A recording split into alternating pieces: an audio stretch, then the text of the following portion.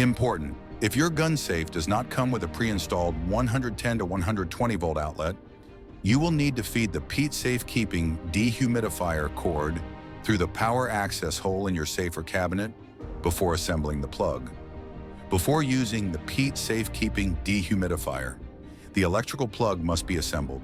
Inside the box, you will find the separate prongs and plug housing included. Start by feeding the cord in through the plug housing. Then, spread the prongs, push the cord into the prong holder, and squeeze the prongs and slide the plug house back over the prong holder until it is flush. Position the PEET SafeKeeping dehumidifier in a lower back corner of the safe. Plug the unit into a standard 110 to 120 volt US household outlet. The PEET SafeKeeping dehumidifier will run continuously using safe convection heat to keep your guns and other valuables free of moisture.